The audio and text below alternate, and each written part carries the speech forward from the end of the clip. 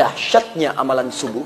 Subuh itu bukan cuma sholatnya yang penting, tapi semua bacaan kita akan langsung dipersaksikan oleh Allah dan seluruh malaikat-malaikatnya. Perhatikan hadis Nabi berikut ini. Kata Nabi, tajtami'u malaikatul laili wa malaikatul nahari fi waqtil fajri. Semua malaikat siang dan malam akan berkumpul di waktu fajar menyertai orang-orang berzikir kepada Allah Subhanahu wa taala. Karena itu kalimat Qur'annya, inna Qur'anal fajri kana mashhuda. Sungguh semua bacaan yang disampaikan di waktu subuh itu semuanya didengar langsung, disaksikan oleh Allah dan semua malaikatnya. Karena itu ketika ada orang berdoa, bukan sekedar doa di waktu subuh. Di sampingnya banyak malaikat mengaminkan. Ya Allah berikan si fulan A, ya Allah rukunkan kami, ya Allah anugerahkan kelancaran pekerjaan. Malaikat menyampaikan amin, kabulkan ya Allah, amin, kabulkan ya Allah. Cuma memang sifat malaikat itu gaib, tak tampak. Sebab kalau ditampakkan tak jadilah Tuhan berdoa. Tak jadi ibu berdoa. Maaf ya teman-teman, kalau kaya di dunia jangan bangga dulu, karena selesai meninggal kekayaan itu sudah selesai, hilang. Karena hidupnya sementara. Tapi kalau di akhirat kan abadi sifatnya. Nggak ada meninggal lagi. Jadi kalau Anda misalnya fakir di akhirat, itu fakir terus. Kalau kita kaya dunia dan disebut miskin dunia, nggak usah khawatir. Kalau sudah meninggal statusnya sama, almarhum. Tempatnya sama, kembali ke tanah. Dan nggak ada yang dibawa. Coba cek teman-teman Anda, adakah yang meninggal dikuburkan dengan rumahnya, mobilnya, asetnya, bahkan handphonenya? Pernah dengar ada orang bikin wasiat, sayang kalau papa wafat, kuburkan dengan handphone ini. Kalau kangen, di sekolah aja. Nggak ada. Silahkan. Semua nggak ada, selesai statusnya. Tapi kalau Anda miskin urusan akhirat, miskin selamanya. Kalau kaya, kaya selamanya. Makanya orang takwa itu takut kalau ke akhirat punya masalah, sering dia istighfar.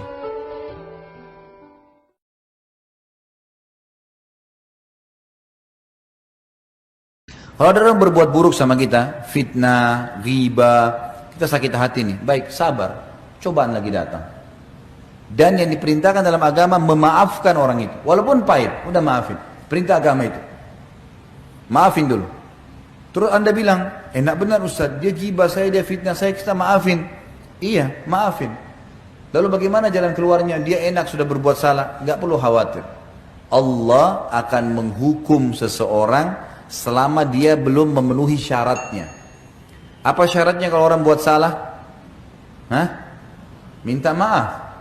Kalau kita maafkan sebelum dia minta maaf, kita dapat pahala, meredam hati kita dari penyakit-penyakit hati, kita bisa lega tidur, bisa lega makan, tapi dia tetap dihukum sama Allah kalau dia tidak minta maaf. Karena ada hukuman di situ. Kecuali dia minta maaf, nah itu lain. Makanya kita disuruh maafin.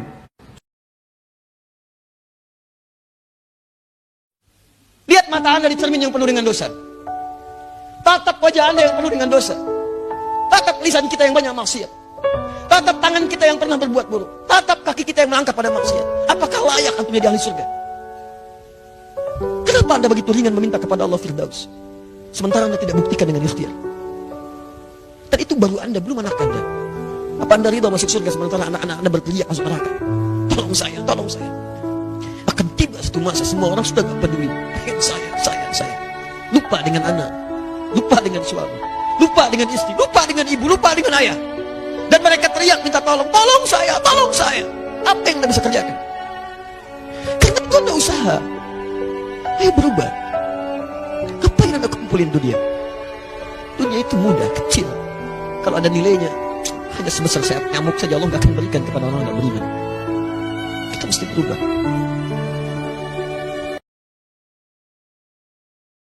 Pertama yang ditanya di dalam kubur nanti adalah sholat. Jangan kita meninggalkan sholat, terutama anak-anak muda. Zaman ini kalian banyak meninggalkan sholat dengan urusan-urusan kalian. Kadang kalian mengatakan kami sibuk sampai sholat itu tidak terlaksana. Dan bahkan kalian melupakan sholat itu. Padahal sholat ini yang adalah satu perbuatan yang tidak boleh dilupakan. Ada tidak ada orang tua di hadapan kita, demi Allah cintai mereka, sayangi mereka. Dengan cara yang seperti apa? Jadilah anak yang saleh. Anak yang saleh yang pernah diminta oleh orang tuanya. Rabbi habli minas salihin. Ya Allah, jadikanlah anak-anak kami anak yang saleh, anak yang betul-betul mengerti bahwa orang tuanya butuh anak ketika menghadapi kematian, ketika napas mulai terpenggal. berkata, wahai ayah, la ilaha illallah. Wahai mama, la ilaha illallah. La ilaha illallah. Man kana akhiru kalami la ilaha illallah dakhalal jannah. Janji Rasulullah sallallahu alaihi wasallam, yang orang akhir kalimatnya la ilaha illallah, surga. Air mata keluar, menangis, membimbing orang tua di akhir hayatnya, tapi tangis bahagia karena ujung kalimatnya la ilaha illallah.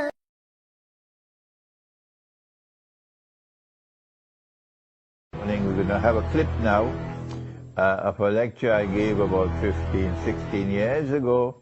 That the last day would not come until the Hajj has been abandoned.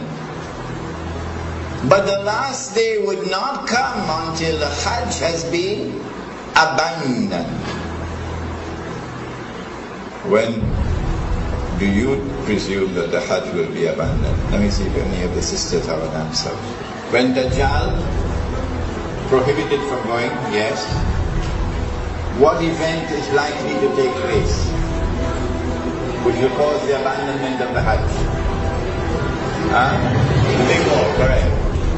And so they might use some cock and bull story about some virus which is a great danger to health, and get World Health Organization to issue an advisory, and then they suspend the Hajj. Attack on the US. So, kita yakin aja lah, rezeki udah ada yang ngatur, bener ya? Jalanin hidup men, jadi orang baik, cari keberkahan. Rasulullah SAW bersabda, ada dosa yang bisa gugur karena pahala kita sholat, ada dosa yang bisa gugur karena pahala kita sedekah, dan ada dosa yang bisa gugur karena pahala kita haji. Tapi ada dosa yang hanya bisa gugur karena kesusah payahan kita, keletihan kita, jerih payah kita dalam mencari rezeki.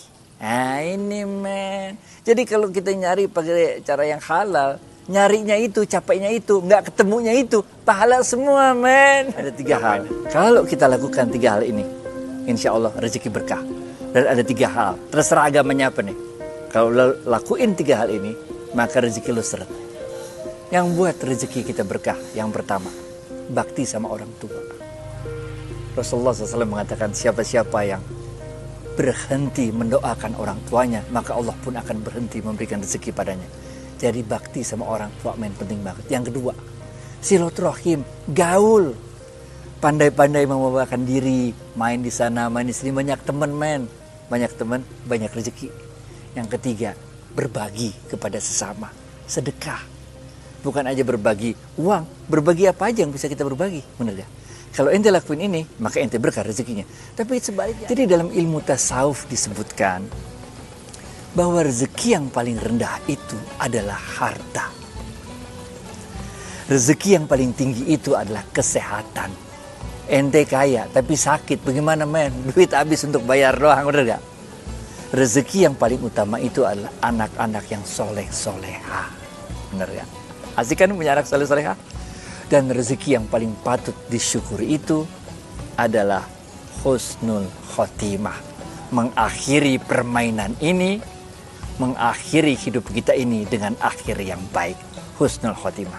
So insya Allah, jangan pernah menyerah. Kita usahakan cari rezeki yang halal saja. Dan merasa cukuplah dengan rezeki yang halal saja. Thank you. Assalamualaikum warahmatullahi wabarakatuh.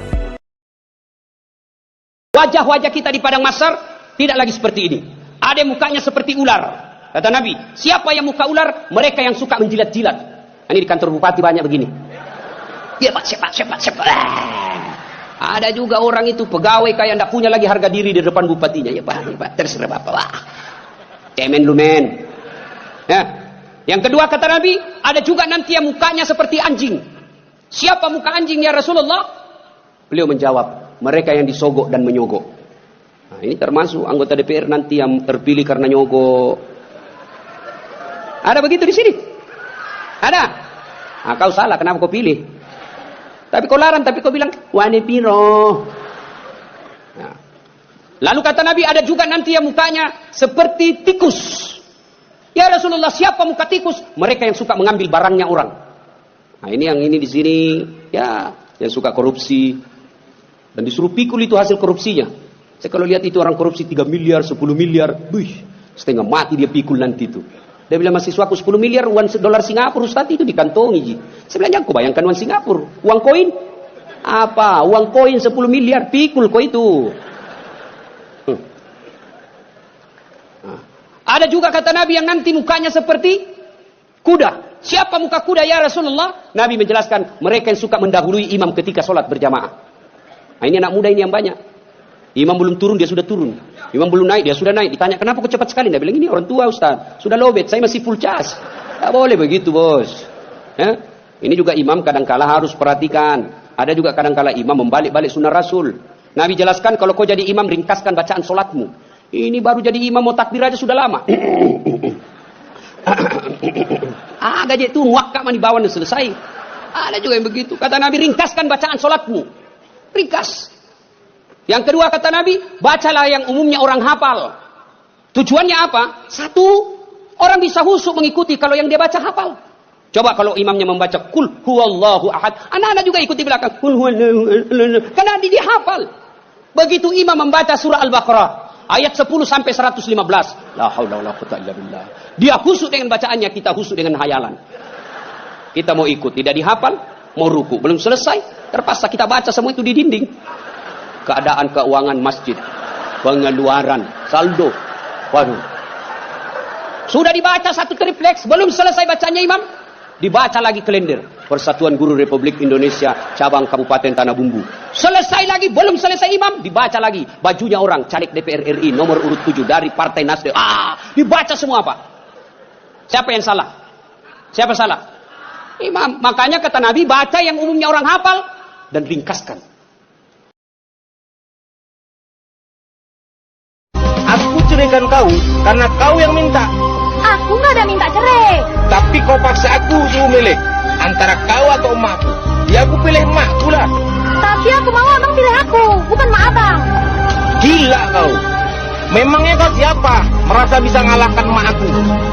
Sayangmu nggak setinggi benang basah dibandingkan emak aku. Emak aku nggak akan pernah nukarkan aku, walaupun dengan dunia beserta isinya.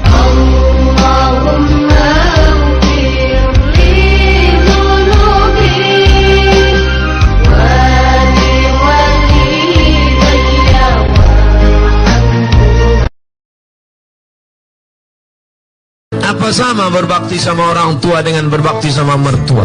Kau jumpa istrimu itu umurnya berapa? 25 tahun. Selama 25 tahun tuh ngasih makan dia siapa? Ayam, ikan lele, tak akan dia kasih. Kenapa dia mau mengasih anak gadisnya kepada engkau, sedangkan kau tak pula ganteng? Emakmu sayang padamu karena kau anaknya. Ayahmu sayang padamu karena kau anaknya. Tapi ini bukan emakmu, bukan ayahmu, tapi mau mengasihkan anak gadisnya padamu. Kira-kira mana yang lebih hebat? Orang tua atau mertua? Mertua. Oleh sebab itu jangan kau beda-bedakan. Sayang kau pada emakmu, sayang pada emak mertuamu, karena dia memberikan anak gadisnya yang the best, yang terbaik. Inilah anak gadisku yang paling cantik. Oleh sebab itu maka yang selama ini tak sayang pada mertua, balik dari pengajian ini mudah-mudahan sayang dia pada mertua, insyaallah. Makanya carilah menantu yang soleh. Ingat ya bro ya, pasangan terbaik itu adalah bukan pasangan yang datang dengan segala kelebihannya, tetapi yang tidak meninggalkan kita dengan segala kekurangannya.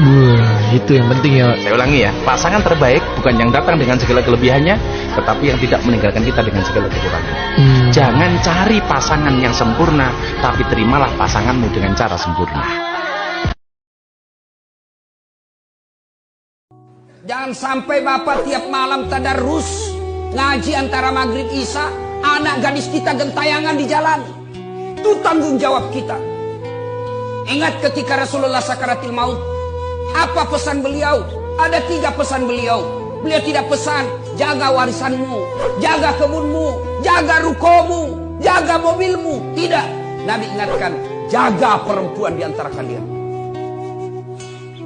Sekarang ini kita dihancurkan oleh non-muslim bukan dengan perang. Takut mereka kalau mereka perang. Kenapa? Kita punya semangat disebut jihad. Kau coba ganggu agama saya potong kau.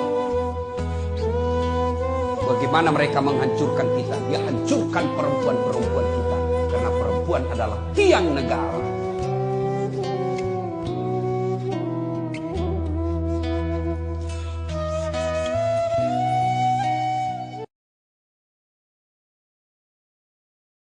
Dalam surat Yasin ayat 65 itu udah bahasa begini.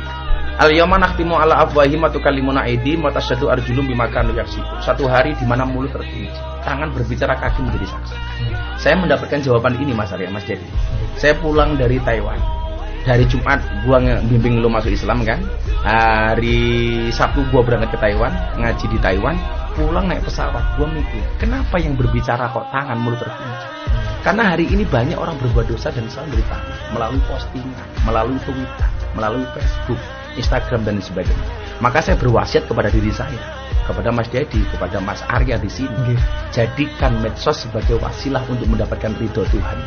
Jangan sampai gara-gara medsos kita mendapatkan murka dari Tuhan. Naudzubillah min dzalik. Ya.